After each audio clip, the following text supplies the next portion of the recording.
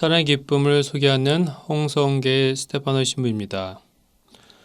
프란치스코 교황님의 사주 권고 사랑의 기쁨, 가정의 사랑에 관한 세계 주교 대의원의 후속 권고입니다. 현대 사회에서 가정을 이루시고 또는 가정이 예정되어 있는 많은 그리스도교 예비 부부들에게 큰 영성적 보탬이 되리라고 믿습니다. 오늘 여러분들과 나눌 내용은 사랑의 기쁨 제3장 58항부터 88항까지입니다. 제3장의 제목은 예수님 바라보기, 가정의 소명입니다. 3장에서는 4개 소주제로 나누어 설명하고 있습니다. 61항부터 66항까지는 예수님께서 하나님의 계획을 되살리시고 완성하신다. 67항부터 70항까지는 교회 문헌에 나오는 가정에 대해서, 그리고 71항부터 75항은 혼인성사에 대해서 설명하고 있습니다. 그리고 76항부터 79항은 말씀의 시약과 불완전한 상황에 대해서, 그리고 80항부터 85항은 생명의 전달과 자녀의 교육, 그리고 마지막으로 3장의 마지막 항은 86항부터 88항, 가정과 교회로 구성되어 있습니다. 사랑의 기쁨 제3장에서 가장 중요한 내용은 가정의 소명입니다. 복음의 메시지가 가정 안에서 울려 퍼져하는 소명을 이야기합니다. 메시지의 핵심은 캐리그마인데, 이는 가장 아름답고 가장 크고 매력적이면서 가장 필요한 것을 뜻합니다. 이 메시지는 복음 활동의 중심이 되어야 함을 말합니다. 다시 말해서 우리의 삶이 복음화 되어야 함을 말합니다.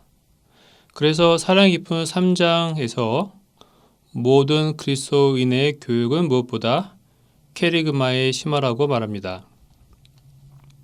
캐리그마의 심화는 그리스도인 가정의 신비이며, 이는 그리스도 안에서 드러나는 하나님 아버지의 무한한 사랑이 그 빛이 가정 안에서 비추는 것으로 표현됩니다.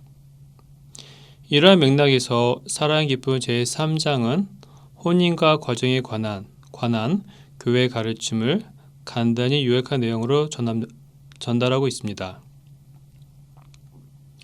신호도 교부들은 이러한 관점에서 교회의 가르침을 전달하고자 합니다.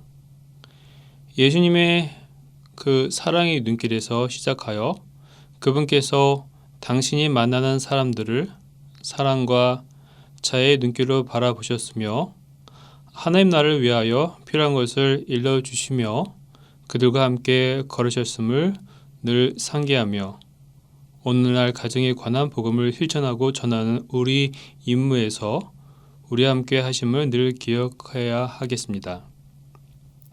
자, 이제부터 3장 본론으로 들어가 보겠습니다.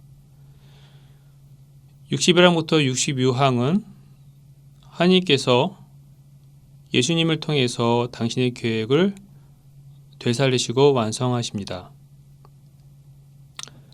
시작부터 성경 구절 고린도전서 7장 7절 말씀을 인용하여, 혼인은 주님께서 주시는 은사입니다. 은사는 즉 은총의 선물로 풀어 말할 수 있습니다. 그래서 선물을 받은 부부들은 이 은사를 보호할 의무를 가져야 한다고 말합니다. 덧붙여서 히브리서 13장 4절은 혼인은 모든 사람에게 존중되어야 하고 부부의 잠자리는 더럽혀지지 말아야 합니다. 성경 말씀 그대로 하나님의 은사는 성적인 것이 포함되어 있습니다. 성경은 부부의 육체적인 일치를 선물로 설명하고 있습니다. 62항에서는 하나님의 혼인에 대한 구체적인 계획이 설명됩니다.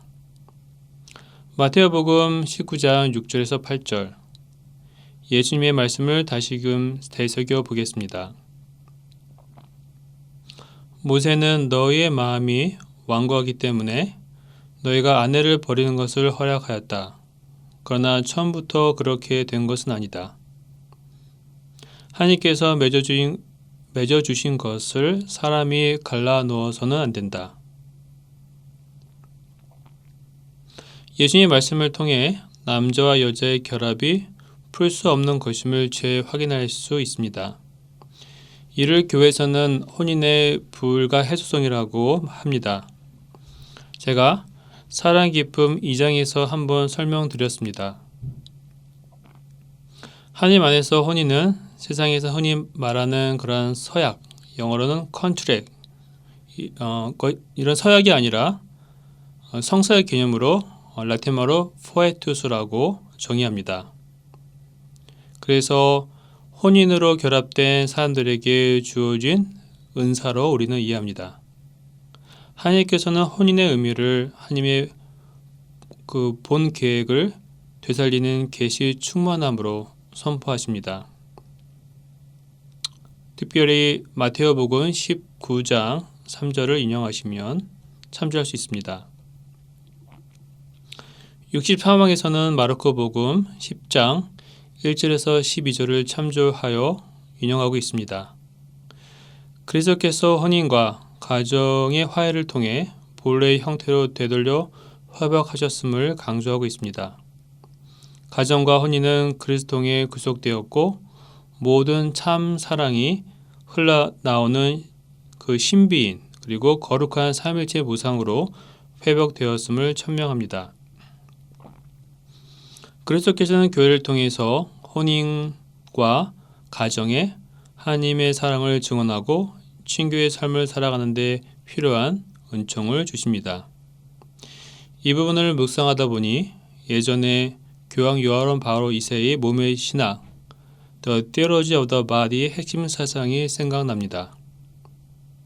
하나님께서는 가정 안에 부부간의 친밀한 사랑을 통해 하나님의 사랑이 드러나며 이는 하나님의 모상으로 창조된 인간이 그리스도 안에서 계약의 신비가 완성되어 가는 실제를 보여준다고 말할 수 있습니다. 혼인과 가정이 하나의 신비의 정점이라고 말할 수 있습니다.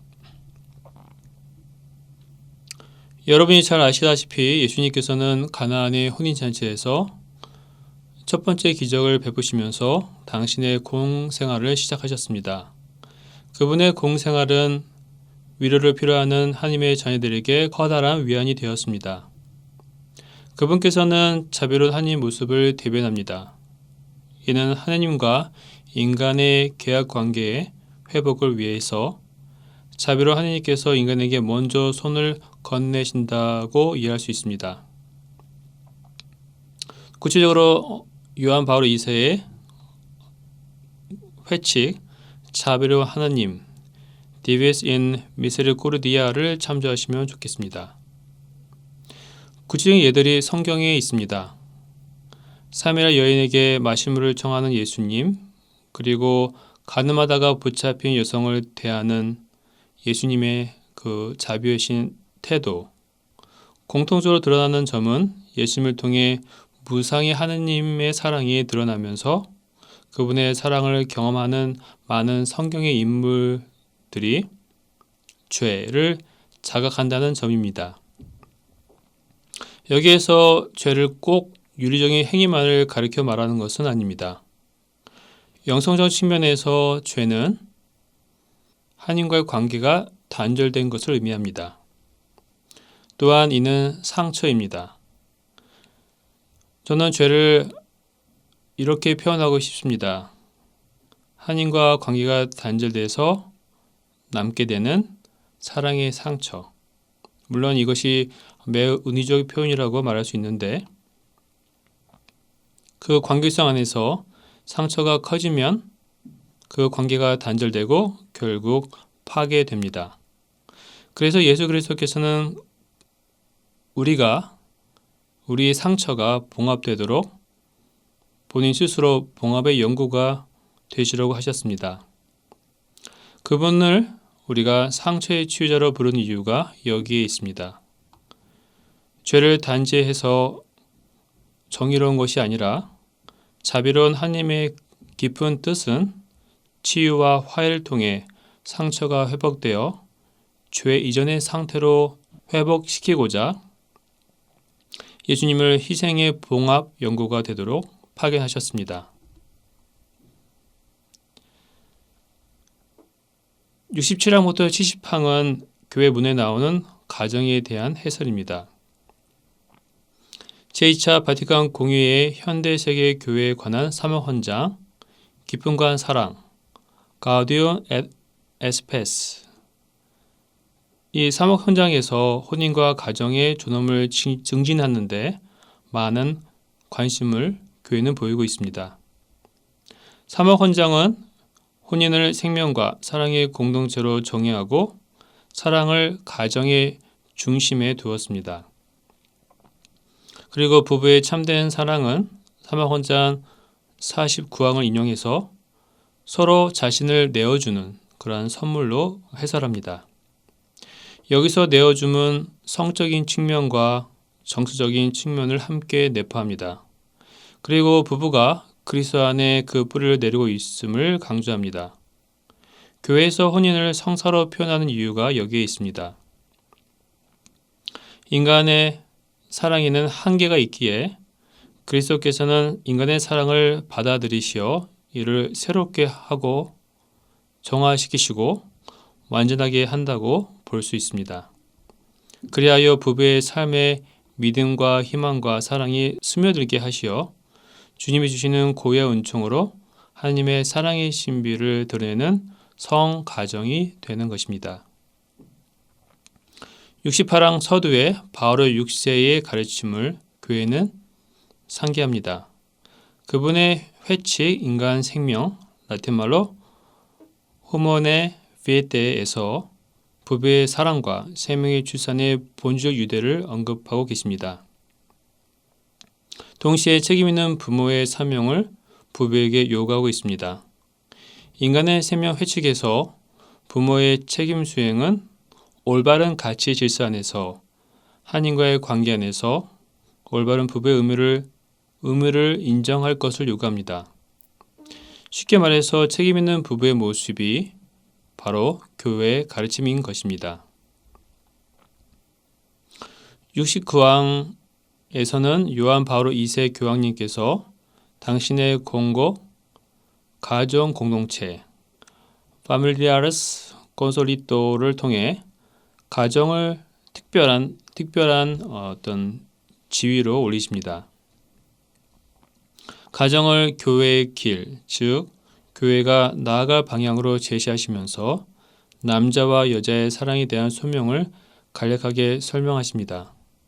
특별히 부부 사랑이 그리스도 영의 은사를 받고 성령의 은사로 성장하는 가정은 성덕의 소명의 삶으로 나아가도록 그리고 이런 공고를 실천하여 더 성장하도록 교황님께서는 세심한 배려를 해주시고 계십니다.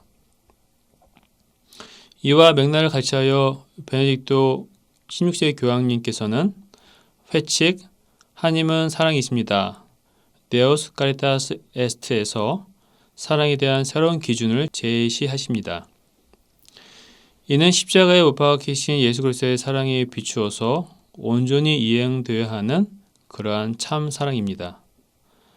하나님의 사랑을 우리는 한계가 없고 조건 없는 사랑으로 하나님과 그분의 백성과의 관계를 나타내는 표상으로 이해합니다. 그분께서 사랑하시는 방식은 부부의 사랑에도 커다란 척도가 됩니다. 하나님의 사랑은 생명의 원천이 중심입니다. 이는 어떠한 가치와도 대체 불가능한 진리입니다. 이제부터 사랑 기쁨의 제3장에서 가장 중요한 내용인 혼인 성사, The Sacrament of Matrimony를 이야기할까 합니다. 이 항은 71항부터 75항에 서술되어 있습니다. 예수님께서는 인간을 죄에서 구원해 주시고 뿐만 아니라 혼인과 가정을 그 본래의 모습으로 되돌려 놓으시기 위해서 이 세상에 오셨습니다. 이러한 성사적인 표징은 여러 성경 구절에 나와 있습니다. 마태복음 19장 1절에 12절, 마르코복음 10장 1절에서 12절, 그리고 에페소서 5장 21절에서 32절에 우리는 더 정확한 내용을 볼 수 있습니다. 이러한 하나님의 성사적 표징은 하나님 당신을 드러내십니다. 쉽게 풀어 말하면 가정은 거룩한 삼위일체를 닮은 모습으로 하나님의 참 사랑이 흘러나오는 그런 신비체입니다. 혼인성사는 오래전부터 성화와 구원을 위해서 주어진 선물로 불리우면서 혼인은 그 자체로 성소라고 말합니다. 부부가 완전하지는 않지만 그리스도의 사랑을 나타내는 부부는 하나님이신 삼일체의 신비 그 자체라고 많은 교황님들의 회칙을 인용하여 말할 수 있습니다. 혼인성사는 일반적인 사회에서 말하는 그런 결혼과는 많이 다릅니다. 결혼은 사회적 단순한 약속의 표직, 외적 표징이지만 혼인성사는 부부의 성화와 구원을 위해서 주어진 선물입니다. 그래서 부부의 상호 유대는 그리스도와 그분의 교회가 어떤 관계성 안에서 그 자체에 대한 성사적인 표징이며 징표이고 진정한 사랑의 표징임을 교회는 우리에게 상기시켜주고 있습니다. 부부가 서로에게 그리고 그분들의 자녀들에게 구원의 증인이 되고 성사는 그들을 구원의 참여자로 만들기에 우리는 혼인을 성사라고 말하는 것입니다. 그렇다면 혼인 성사에서 가장 중요한 핵심 요소, 근본 요소는 무엇일까요? 바로 상호 증여입니다. 쉽게 풀어서 말하면 서로가 서로에게 자신을 내어주는 것이라고 말할 수 있습니다. 이는 영성적 용어로 바꿔 말하면 자기 양녀라고 표현할 수 있습니다. 교회 안에서 모든 신앙인들은 그리스도와 맺는 세례 은총에 바탕을 두고 있습니다. 약혼한 부부들은 그리스도의 은총 안에서 서로를 받아들이면서 온전한 자기 증여와 신의 그리고 생명에 대한 개방성을 약속합니다. 물론 혼인성사 그 자체가 어떤 도구가 되는 건 아니지만 그리스도께서는 혼인성사를 통해 직접 부부들을 만나러 오시기에 이미 그 성사 안에 중요한 의미를 담고 있다고 말할 수 있습니다. 그리스도의 혼인은 그리스도께서 십자가 위에서 맺으신 계약을 통해 당신께서 얼마나 교회를 사랑하신지를 보여주는 표징인 동시에 부부의 친교에 그 사랑이 머물게 됩니다. 혼인한 부부는 한 몸이 되어 하나님의 아드님께서 인간 본성, 즉 인성을 취하신 것을 나타내고 있습니다. 그래서 그리스도께서는 부부애와 가정생활의 기쁨 속에서 이 세상에서 어린 양의 혼인잔치를 미리 맛보게 하시는 것입니다. 성서로 거룩해지는 성적 결합은 부부가 은총의 삶으로 성장하는 길입니다. 이를 우리는 혼인의 신비라고 말합니다. 부부의 육체적인 결합의 의미와 가치는 합의라는 말로 표현되며 이러한 말로 부부는 서로 받아들이고 내어주며 평생 동안 삶을 함께하게 됩니다. 사랑의 기쁨 74항 마무리는 혼인성사는 강생과 파스카의 신비에서 흘러나오는 것으로 하나님께서 인류와 내적 일치를 이루시어 인류에 대한 당신의 온전한 사랑을 보여주시게 됩니다. 지금은 76항부터 85항 말씀의 시약과 불완전한 사항들에서 나눔을 갖겠습니다. 모든 신앙인들에게 복음, 즉 하느님의 말씀은 삶의 중심으로 자리 잡고 있습니다. 우리 가정 안에서도 마찬가지입니다. 가정의 역할은 아직 성숙하지 못한 복음의 씨앗들을 기르고 이를 성장시켜 가야 합니다. 그래서 혼인한 부부들은 혼인 성사 때 받은 그리스도의 선물을 바탕으로 끈기 있게 그리고 전진하고 생활 안에서 혼인 성사의 신비에 대한 깊은 이해와 통합된 어떤 모습으로 더 노력하기를 권고하고 있습니다. 세상은 그리스도를 통해서 그리스도를 향해서 창조되었습니다. 성경의 가르침이기도 합니다. 이를 바탕으로 신호도 교부들은 다음과 같이 말합니다. 구원 질서는 창조 질서를 밝히고 완성합니다. 그러므로 자연 혼은 혼이 성산에서 완성된다는 차원에서 온전히 이해됩니다. 사무헌장 22장은 그리스도를 우리 삶의 중심에 두고 부부의 선익을 이해하고자 합니다. 부부의 선익에는 일치, 세명에 대한 개방성, 서로에 대한 신의, 불가해소성이 있으며 또한 그리스도 혼인에는 주님과 완전한 친교로 향하는 길에서 서로 도움을 주고 있음을 포함합니다. 특별히 하나님의 말씀, 그 말씀의 씨앗이 혼인과 가정의 현실에 적용될 수 있습니다. 말씀의 씨앗이 우리 가정에 유익한 이유는 우리는 자녀들에게 하나님의 선물을 전달할 의무를 갖고 있습니다. 우리는 자녀들에게 악을 극복하려는 모든 행동에 대해서 기뻐하는 법을 가르쳐주는 그러한 가정이 되어야 합니다.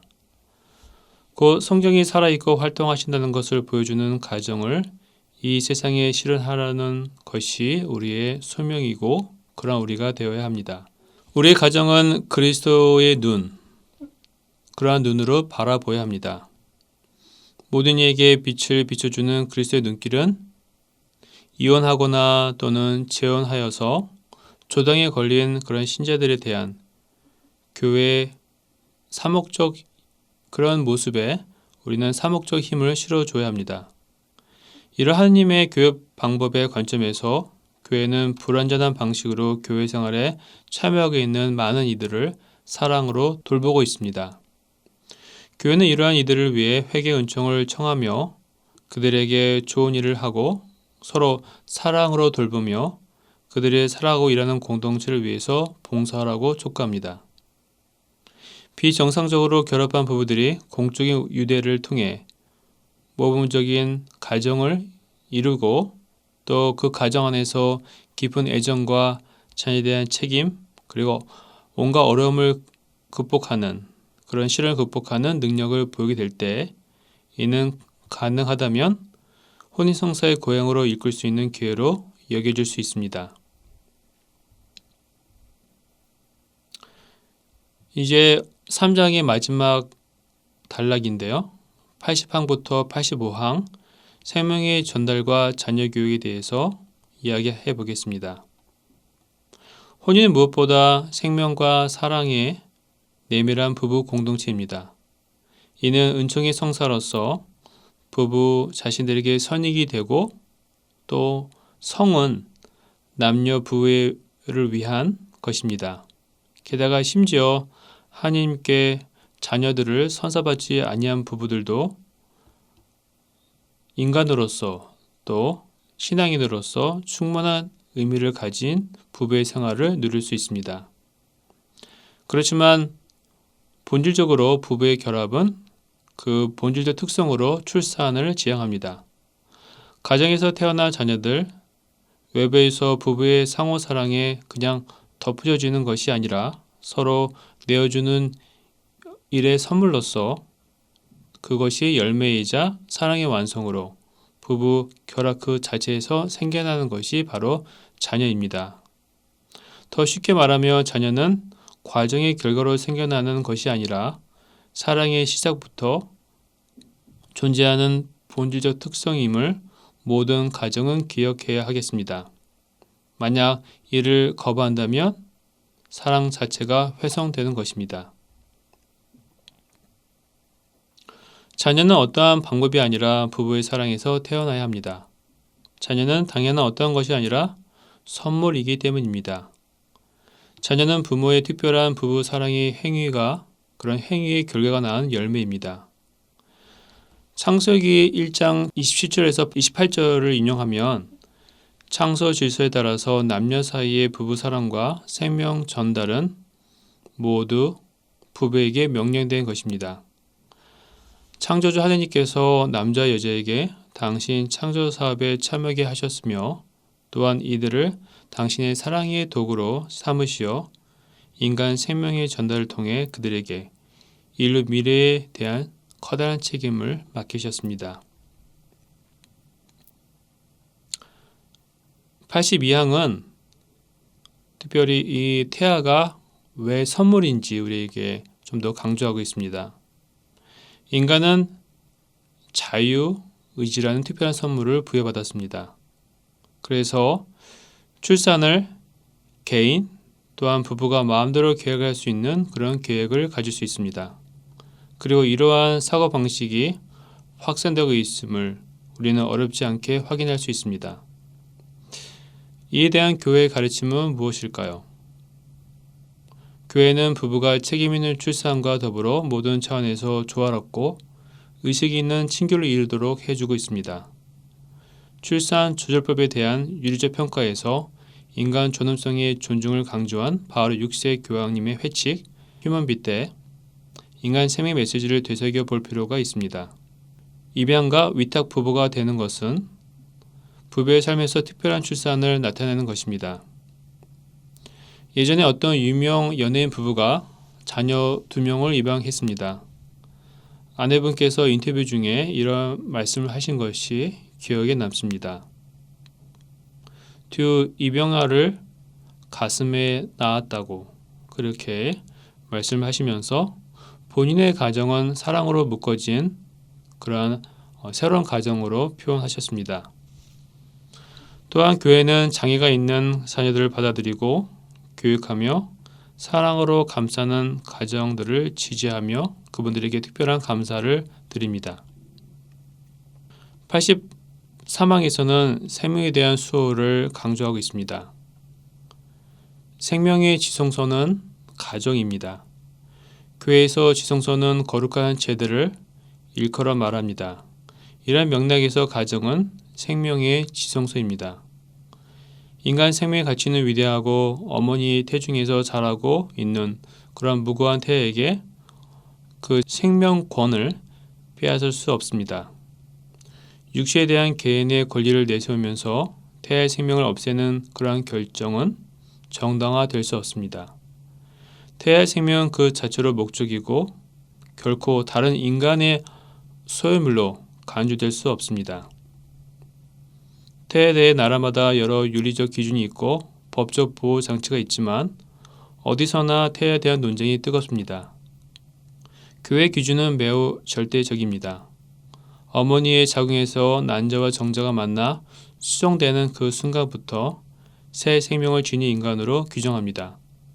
그래서 그 이후에 생명을 태아로부터 앗아가는 낙태를 교회는 반대합니다. 잠시 임신 초기 태아의 변에 대해서 살펴보겠습니다. 임신 1주가 된 태아는 난자와 정자가 나팔관 내에서 만나 수정을 하면서 생명이 시작됩니다. 수정이 이루어진 후 약 12시간에서 15시간이 지나면 수정란은 세포 분열을 하기 시작합니다. 그 수정란의 크기 지름은 0.2cm, 한 2mm 되겠죠? 매우 작습니다. 임신 2주의 태아는 태아 이전의 배아라고 부르는 시기로서 수정란이 세포 분열을 반복하여 완전한 개체인 태아가 되기 전을 말합니다. 그래서 일반적으로 임신 8주까지는 배아라고 부릅니다. 임신 6주 태아에서 뇌에 촉수가 있는 신경관, 혈관괴, 순환기계 이 세 개의 세포 그룹으로 나눠지고 심장 혈관에 혈액을 보낼 수 있게 됩니다. 그리고 태아에게 영양 공급을 하는 그러한 태반이 형성됩니다. 그리고 임신 4주차가 되는 태아의 배아는 설명에 의하면 이 작은 사과씨만한 크기로 성장한다고 합니다. 임신 5주차 태아에서는 태아를 이 시기에 심장이라든가 위 등 그러한 장기가 형성됩니다. 수정 한 달 만에 심장이 생기는 것이죠. 임신 6주차 태아는 몸의 주요 기관이 자라기 시작하여 뇌와 척수의 신경세포 약 80%가 형성된다고 합니다. 임신 7주차 태아는 손가락, 발가락, 그리고 귀로 아직 귀가 형성되지 않았지만 그렇게 작은 구멍들, 귓구멍, 눈구멍, 콧구멍이 생깁니다. 물론 팔, 다리도 조금씩 형성된다고 합니다. 그리고 임신 8주차 태아는 조금씩 어머니 안에서 움직이기 시작합니다. 눈과 귀의 시신경, 청각이 발달하여 듣기도 합니다. 뼈와 근육이 발달하고 얼굴의 경우에는 눈꺼풀이 만들어지고 코도 오똑해집니다.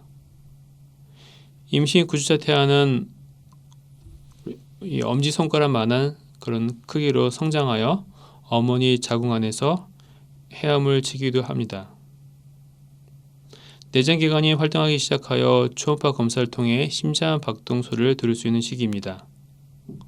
또 팔다리가 발달하여 좀 더 사람의 형태와 유사하게 변해갑니다. 치아 돌기가 형성되고 피부가 두 개의 층으로 분화되기 시작합니다.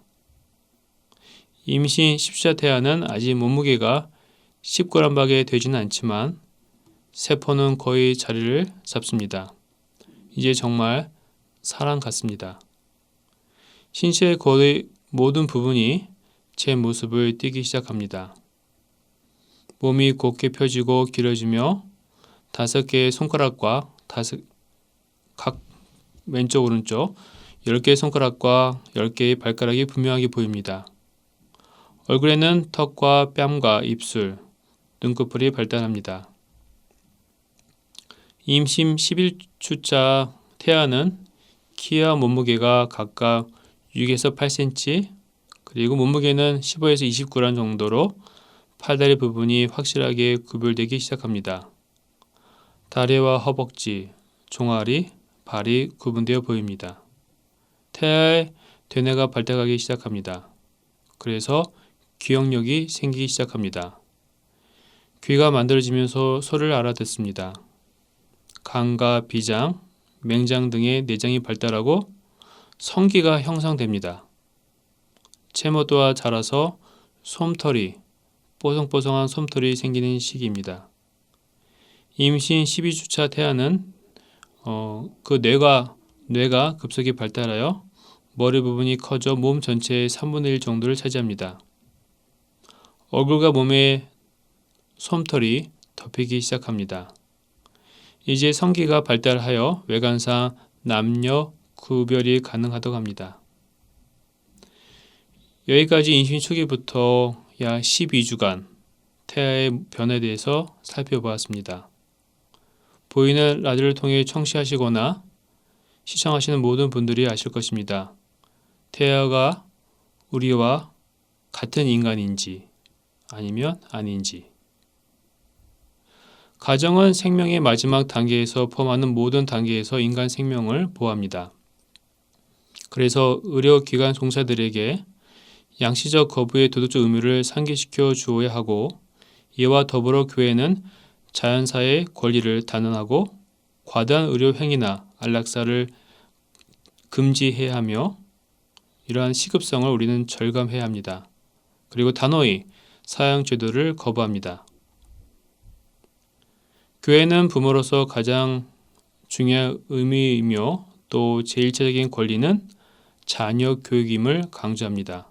이는 단지 과업이나 어떤 짐이 아니라 부모가 지켜주도록 부름받고 그 누구도 부모에게 박탈해서는 안 되는 가장 필수적이고 양도할 수 없는 그러한 부모로서의 권리입니다. 교회는 부모들이 그들의 교육 사명을 잘 완수할 수 있도록 적절한 사무 활동을 통하여 그들과 협력하도록 부르심을 받았습니다. 그래서 언제나 교회는 부모들이 자신들의 고의 역할을 소중히 여기고 혼인성사를 받았기에 자기 자녀 교육에 참된 봉사자가 된다는 것을 잘 깨닫도록 도와주어야 합니다. 그리고 부모는 자녀 교육으로 교회를 건설하고 이로써 하나님께서 주신 성소를 받아들이는 것입니다. 이제 마지막으로 86항과 88항 그 사이는 가정과 교회에 대해서 간략히 서술하고 있습니다. 우리 신앙인들은 교회는 여러분들의 가정이고 그리고 모든 가정 교회의 삶을 통해서 끊임없이 풍요로워짐을 압니다. 혼인성사에 힘입어 모든 가정은 실제로 교회의 커다란 선익이 됩니다. 이러한 관점에서 가정과 교회의 상호작용을 깊이 생각해 보는 것은 우리 시대에 교회를 위한 소중한 선물이 될 수 있으며 혼인성사를 통해 주님께 주신 그 좋은 선물을 지키는 것은 개별 가족뿐만 아니라 그리스도 공동체를 위한 것입니다. 혼인 결합의 목적은 하나님의 사랑을 키우고 희망시키는 데 있습니다. 사랑의 결합으로 부부가 된 그런 많은 가정들은 하나님의 그 부성과 그리고 모성의 아름다움을 체험하고 이를 증진함으로써 하나님을 더 깊이 닮아갈 수 있게 됩니다. 이것이 하나님이 주시는 특별한 선물이며 성소라고 말할 수 있습니다. 프란시스코 교황님의 사도적 공고 사랑의 기프 제3장 홍성계 스테파노 신부였습니다. 감사합니다.